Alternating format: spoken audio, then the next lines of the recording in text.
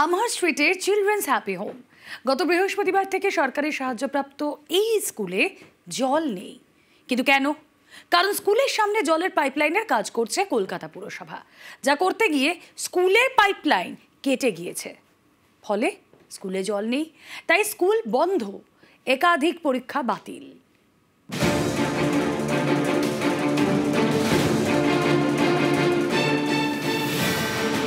স্কুলে এক ফোঁটা খাবার জল নেই, তাই স্কুল বন্ধ।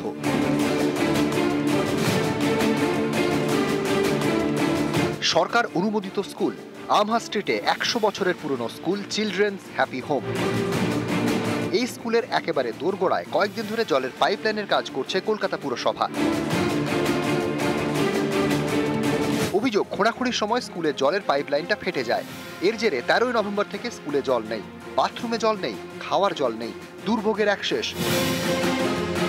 কর্তৃপক্ষের দাবি, বাধ্য হয়ে স্কুল বন্ধ করে দিতে হয়, বাতিল করতে হয় একাধিক ক্লাসের পরীক্ষা। আমাদের এখানে পাইপলাইন তৈরি হচ্ছে, যে জলের পাইপটা আমাদের ওইখান থেকে আমাদের স্কুলে ঢুকেছে, ওই পাইপটা ওরা ড্যামেজ করে ফেলে। 13 তারিখ দুপুর থেকে আমরা ড্রাই, আমাদের স্কুল ট্যাঙ্ক ড্রাই, সব পরীক্ষা বন্ধ, এমনকি 9-10-এর সামেটিভ এক্সাম সেটাও বন্ধ করতে হয়েছে। দুটো পরীক্ষা দিয়েছি, হিস্ট্রি পরীক্ষা ছিল, কিন্তু এই জলের সমস্যার জন্য পরীক্ষাটা আমার ক্যান্সেল হয়ে গেল। এই কোয়েড স্কুলে 800 জন পড়ুয়া, শিক্ষক শিক্ষিকা মিলিয়ে 45 জন। স্কুলে জল না থাকায় বাইরে বেরিয়ে পাবলিক টয়লেট ব্যবহার করতে হয় বলে অভিযোগ। জল ছাড়া আমি স্টুডেন্টদের ঢোকাবো কি করে স্কুলে? যদি কোনো লেডি টিচারের দরকার হয়, আনফরচুনেটলি 500 মিটার দূরে পে অ্যান্ড ইউজ টয়লেটে যেতে হচ্ছে। কলকাতা পুরসভার 38 নম্বর ওয়ার্ড এলাকায় এই স্কুল। কর্তৃপক্ষের দাবি, এ নিয়ে স্থানীয় কাউন্সিলর সাধনা বসুকে জানানো হয়। তিনি স্কুলের বাইরে একটি কলের ব্যবস্থা করে দেন, কিন্তু তাতে কি আর দুর্ভোগ মেটে? 38 নম্বর ওয়ার্ডের কাউন্সিলরের সঙ্গে যখন আমরা এই বিষয় নিয়ে যোগাযোগ করি, তখন তিনি এই বিষয়ে কোনো কথা বলতে রাজি হন না। তিনি বলেন যে স্কুলের বাইরে একটি কল লাগিয়ে দেওয়া হয়েছে এবং সেখান থেকে জল পাচ্ছেন স্কুল কর্তৃপক্ষ।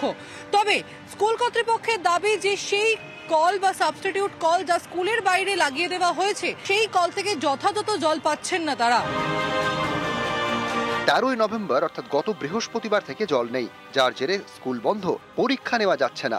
সমস্যা মেটাতে মঙ্গলবার স্কুলে জলের লাইন মেরামতির কাজ শুরু করে কলকাতা পুরসভা।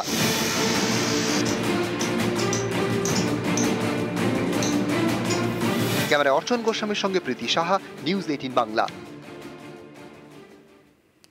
দক্ষিণেশ্বরের 10 বিঘার প্রাচীন জলাশয়, এই জলাশয় ভরাটের অভিযোগ ঘিরে বিতর্ক। 2 ওয়ার্ড জুড়ে বিস্তৃত জলাশয়। এক কাউন্সিলরের দাবি জলাশয় ভরাট করা হচ্ছে, অন্য কাউন্সিলর মানতে নারাজ। আসরে কামারহাটির পুরপ্রধান।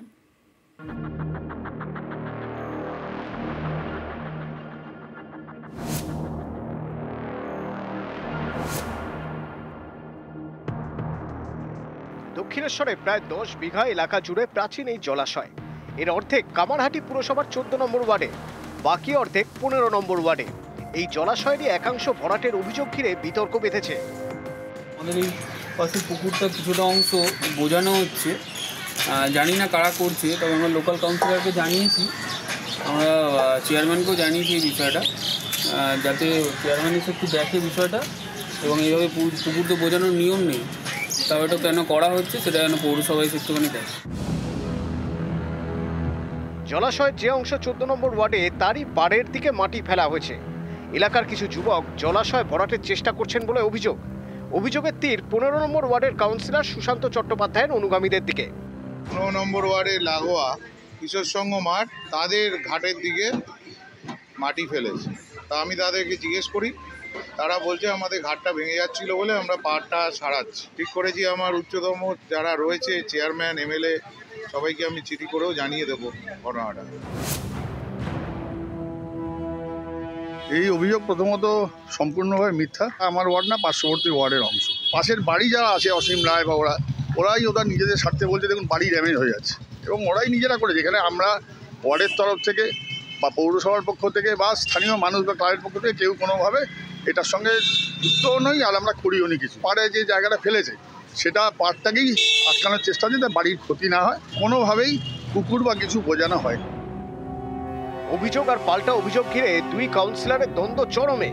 এই পরিস্থিতিতে আসরে নেমেছেন কামারহাটির পুরপ্রধান গোপাল সাহা।